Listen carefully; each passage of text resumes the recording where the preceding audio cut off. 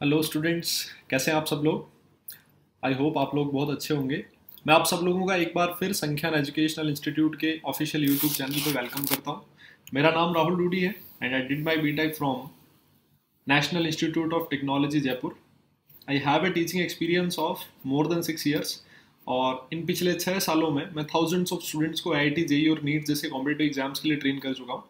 I am the founder and director of Sankhyan Educational Institute Delhi, ex assistant professor Aakash Delhi and former head of the department Byju's classes Delhi. ये जो आपका आज का video होने वाला है लॉज ऑफ केमिकल कॉम्बिनेशन पे बेस्ड होगा। जैसा आपको पता है कि laws of chemical combination chapter number 1 class 11 CBSE का केमिस्ट्री का फर्स्ट चैप्टर है। Some basic concepts of chemistry का पार्ट है ये। और इसमें आज हम लोग पढ़ने वाले हैं लॉज ऑफ मल्टीपल प्रोपोर्शन। इस पे मैं पहले 2 वीडियोस बना चुका हूँ, law of mass conservation and law of definite proportion. अगर आप लोगों ने वो वीडियोस नहीं देखे हैं तो मैं उनका लिंक डिस्क्रिप्शन बॉक्स में दे दूंगा, आप उन वीडियोस को जरूर देखें ताकि सारी चीजें कंटिन्यूटी में चलती रहे। चलिए स्टार्ट करने से पहले मैं आपको हमारी ऑनलाइन लाइव क्लासेस के कुछ बेनिफिट्स बता देता हूँ। अगर आप ऑनलाइन लाइव क्लासेस हमारी ज्वाइन करते हैं तो आपको मिलता है एक्सेस टू रिकॉर्डेड लेक्चर्स, जिसको आप किसी भी टाइम कभी भी देख सकते हैं।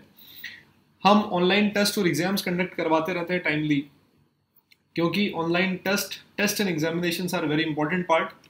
Comprehensive syllabus, comprehensive study material हम लोग बच्चों को प्रोवाइड करते हैं, जो कि हमारी एक्सपीरियंस फैकल्टी द्वारा सेल्फ डिजाइन किया होता है।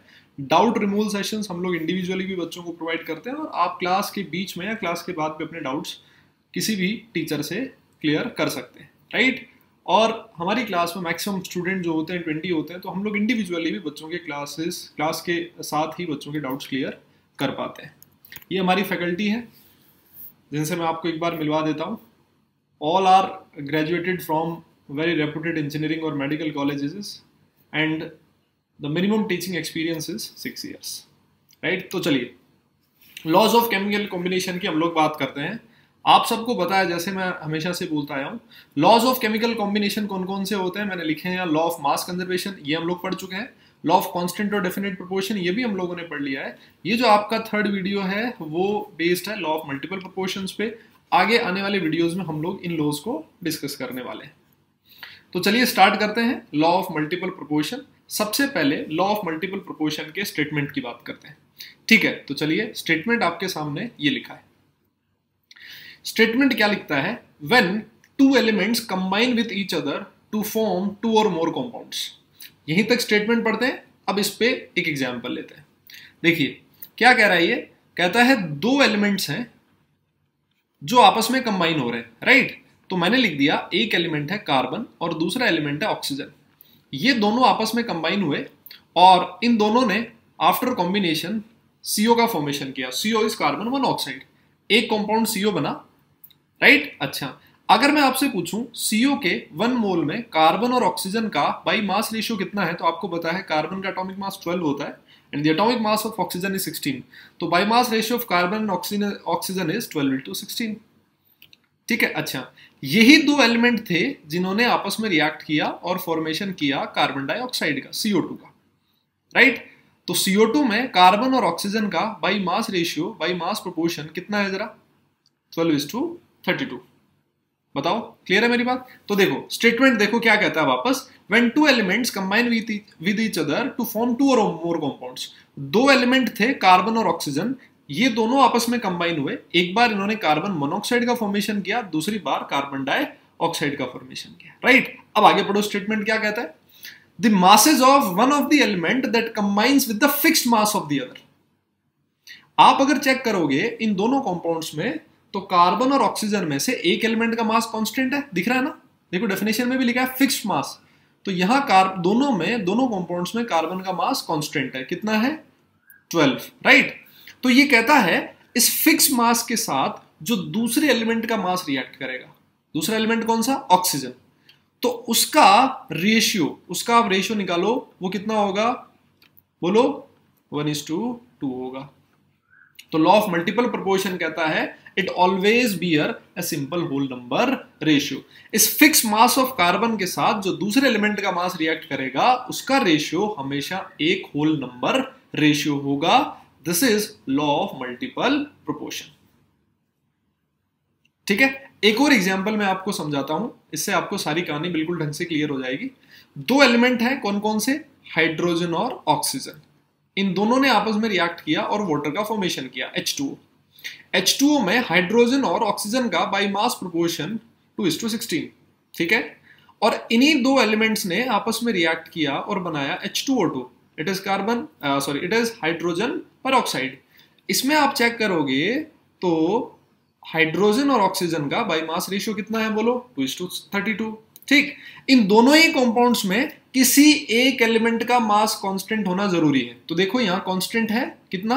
2। इस कांस्टेंट मास के साथ जो दूसरे एलिमेंट का मास रिएक्ट करता है ना, इस कांस्टेंट मास के साथ जो दूसरे एलिमेंट का मास रिएक्ट करता है, मास of oxygen that reacts with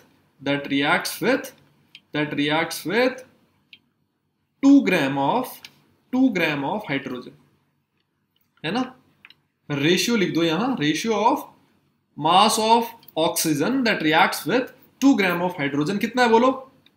बोलो जरा, सिंपल रेशियो कितना मिलेगा? 1:2 मिलेगा। और लॉ ऑफ मल्टीपल प्रोपोर्शन कहता है कि रेशियो हमेशा एक होल नंबर रेशियो होगा। अगर ऐसा होता है तो आप बोलोगे ये लॉ ऑफ मल्टीपल प्रोपोर्शन को फॉलो कर रहा है। ठीक है, मेरी बात समझ आ रही है? तो इसको वापस एक बार स्टेटमेंट को समझ लो, क्या कहता है। लिखता है when two elements combine with each other to form 2 और मोर कंपाउंड्स। पहला स्टेटमेंट ही बड़ा इंपॉर्टेंट है। इन दोनों कंपाउंड्स में से इन दोनों कंपाउंड में किसी एक एलिमेंट का मास कांस्टेंट होना जरूरी है। तो इस पहले वाले में कार्बन का मास कांस्टेंट था, दूसरे वाले में हाइड्रोजन का। इस कांस्टेंट मास के साथ जो दूसरे एलिमेंट का मास रिएक्ट कर रहा है उसका रेशियो निकालना है ना। इस कांस्टेंट मास के साथ जो दूसरे एलिमेंट का मास रिएक्ट कर रहा है उसका रेशियो निकालना है। अगर वो होल नंबर आता है दैट मींस वहां पे law of multiple proportion follow हो रहा है। ठीक है, तो ये जो दोनों मैंने एग्जांपल लिए हैं, इन दोनों ही एग्जांपल्स में एक एलिमेंट का मास अपने आप कांस्टेंट आ रहा था, पहले केस में कार्बन, दूसरे में हाइड्रोजन। अगर कांस्टेंट ना दिया हो क्वेश्चन में तो आपको कांस्टेंट बनाना पड़ेगा, है ना। अब आप बोलोगे सर ये बनाएंगे कैसे? इस पे मैं आपको करवाने वाला हूं 3 क्वेश्चंस। तो इन तीनों क्वेश्चन को ढंग से समझना, सारी कहानी आपको लॉ ऑफ मल्टीपल प्रोपोर्शन की क्लियर हो जानी है। तो चलिए, पहला क्वेश्चन आपकी स्क्रीन पे ये लिखा हुआ, क्या कहता है? लिखता है it was found that black oxide and red oxide of copper contains 80% and 89% of copper respectively. तो देखो भाई, ब्लैक ऑक्साइड हो भले ही रेड ऑक्साइड हो, बना तो किस किस से मिलके है? कॉपर और ऑक्सीजन। दो एलिमेंट थे कॉपर और ऑक्सीजन। इन दोनों ने आपस में रिएक्ट किया, एक बार बनाया ब्लैक ऑक्साइड और दूसरी बार बनाया रेड ऑक्साइड। तो देखो पहला स्टेटमेंट जो लॉ ऑफ मल्टीपल प्रोपोर्शन वाला था उसे रिलेट कर पा रहे हो ना आप यहाँ पे? ठीक है, जो ब्लैक ऑक्साइड था इसमें देखो कॉपर का मास कितना दे रखा आपको? 80%। तो मैं मान लेता हूं टोटल ब्लैक ऑक्साइड 100 ग्राम था, उसमें से मास ऑफ कॉपर कितना है? बोलो फटाफट। मास ऑफ कॉपर 80 ग्राम। अरे यार 100 ग्राम मान लिया तो 80% 80 ग्राम ही तो हो गया। अच्छा जी, अब अगर कॉपर का मास 80 ग्राम है तो मुझे बताओ मास ऑफ ऑक्सीजन कितना होगा? अरे बोलो, मास ऑफ ऑक्सीजन आप बोलोगे सर टोटल है 100 ग्राम, उसमें से 80 ग्राम हो गया कॉपर, तो ऑक्सीजन कितना बचा? 20 ग्राम। बहुत बढ़िया। अच्छा, अब रेड ऑक्साइड के पास चलो। ये क्या कह रहा है? लिखता है mass of copper red oxide में कितना है? देखो जरा, 89%। बोले तो 89 ग्राम। ठीक है, अच्छा जी, मास ऑफ ऑक्सीजन कितना होगा? बोलो सारे लोग। Mass of oxygen is equal to 100 minus 89। अरे यार मैं सही लिख रहा हूं ना? Is equal to 11 gram. ठीक है, यहां तक कोई परेशानी नहीं किसी को? अच्छा जी, बहुत बढ़िया। अब यहां पे देखो, दोनों ही कंपाउंड्स में मैंने कहा किसी एक एलिमेंट का मास कांस्टेंट होना जरूरी है। तो आपको क्या किसी भी एलिमेंट का मास कांस्टेंट दिख रहा है क्या? मुझे तो नहीं दिख रहा। देखो कॉपर 80 20, 89 11, किसी भी एलिमेंट का मास कांस्टेंट नहीं है। तो मैंने बोला था अगर मास कांस्टेंट ना हो तो आपको कांस्टेंट बनाना पड़ेगा। तो देखो कैसे बनाया कांस्टेंट। आप इसको ऐसे लिखो, देखना जरा। आप इसको ऐसे लिखो, आप ऐसे बोल सकते हो कि 20 gram of oxygen reacts with, ऐसे लिख सकता हूं ना मैं, 80 ग्राम कॉपर। अरे बोलो, कॉपर ऑक्साइड बना तो 20 ग्राम कॉपर ने 20 ग्राम ऑक्सीजन ने 80 ग्राम कॉपर के साथ रिएक्ट किया। अच्छा, तो 1 ग्राम ऑफ ऑक्सीजन कितने के साथ रिएक्ट करेगा? 1 ग्राम ऑफ ऑक्सीजन रिएक्ट करेगा 80 बाय 20 ग्राम कॉपर। बोलो इज इक्वल टू कितना मिल गया, 4 ग्राम कॉपर। ठीक है यहां तक। अच्छा अब आप इसके पास ले जाओ, रेड ऑक्साइड के पास।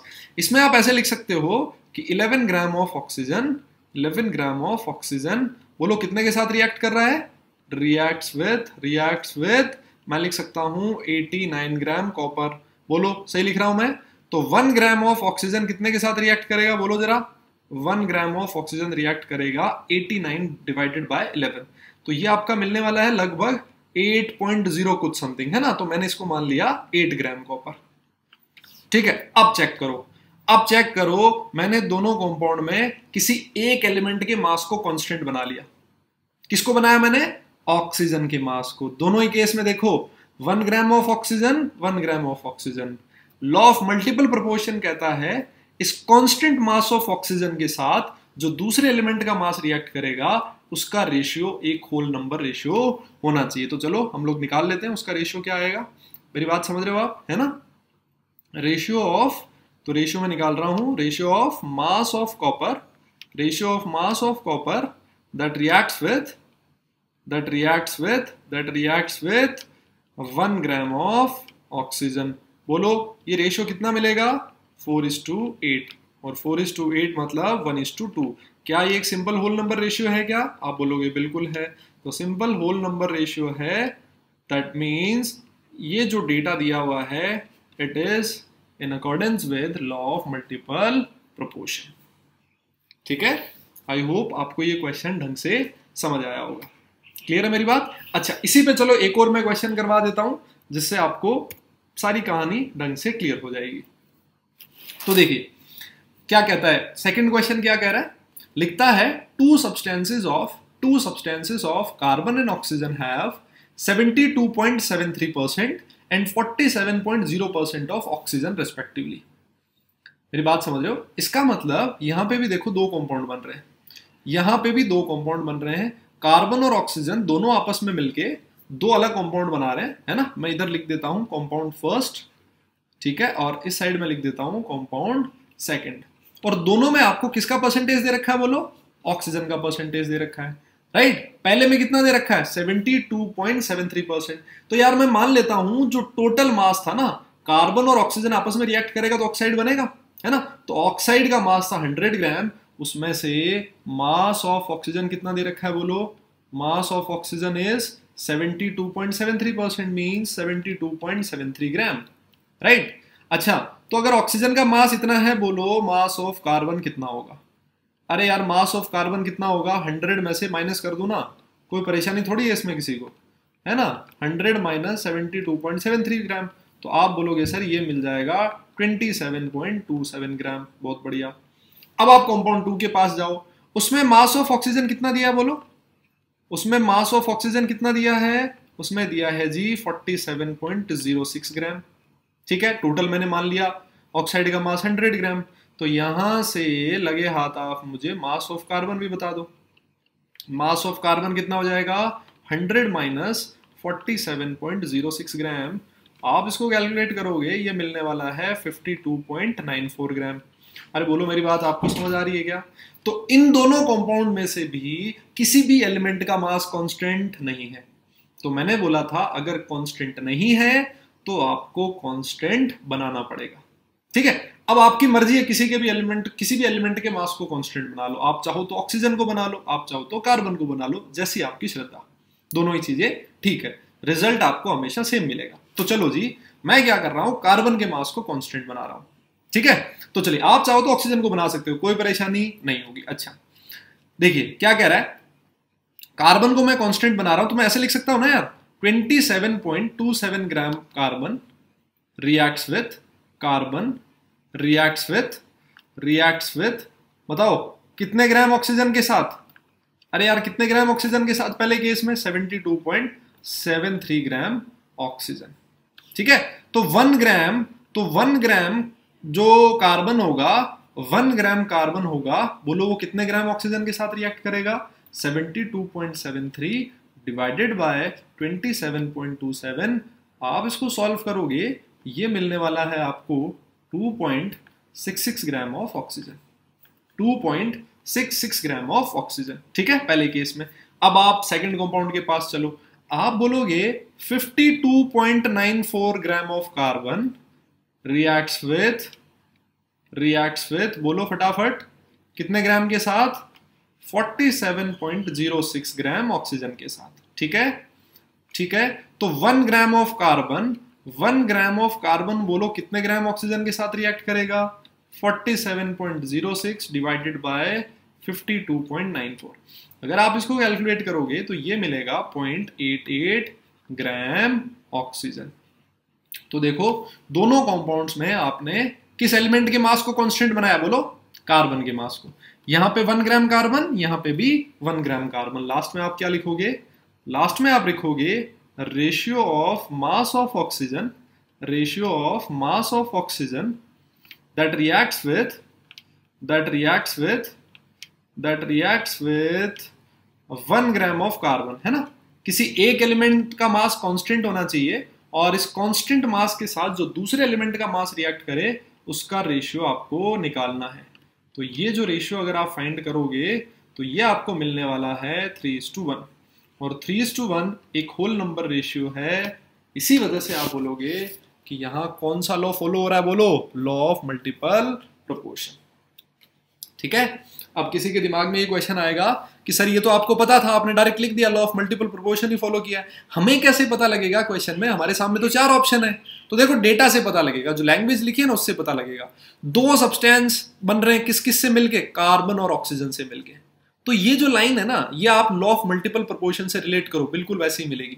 When 2 elements combine with each other to form 2 और मोर कंपाउंड्स, 2 एलिमेंट कार्बन और ऑक्सीजन आपस में कंबाइन होके 2 कंपाउंड्स का फॉर्मेशन कर रहे हैं और दोनों कंपाउंड्स के लिए आपको डेटा गिवन है। तो जो फर्स्ट लाइन है ना, इससे आपको पकड़ना है आपकी डायरेक्शन किस लॉ की तरफ होनी चाहिए।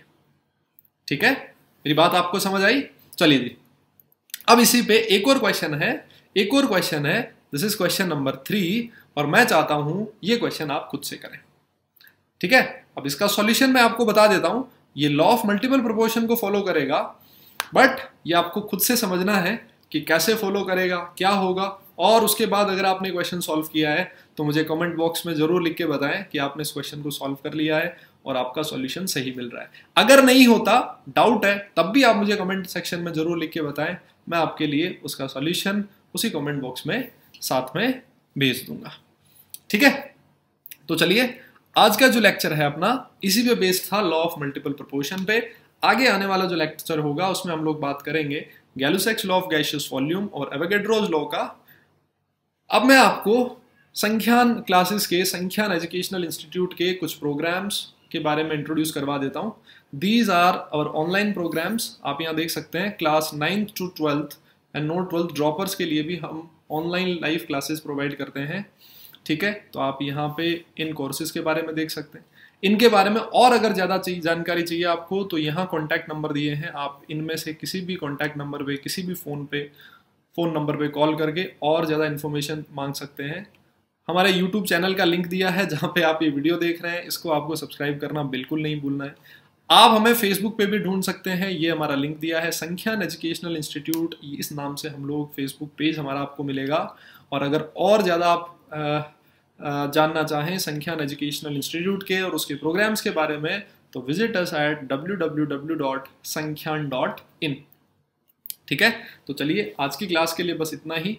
Don't forget to share and subscribe to our channel. ये वीडियो आपको पसंद आया हो तो कमेंट सेक्शन में ज़रूर कमेंट करके मुझे बताएं। इस चैनल को सब्सक्राइब करना ना भूलें, अपने फ्रेंड्स के साथ शेयर जरूर करें और बेल आइकन को प्रेस जरूर करें, जिससे आपको आगे आने वाले हमारे जितने भी वीडियोस हैं उनका लेटेस्ट अपडेट मिलता रहेगा। चलिए आज के लेक्चर में बस इतना ही, मिलते हैं जल्दी नेक्स्ट क्लास में। तब तक के लिए आप अपना ख्याल रखें और खुश रहें।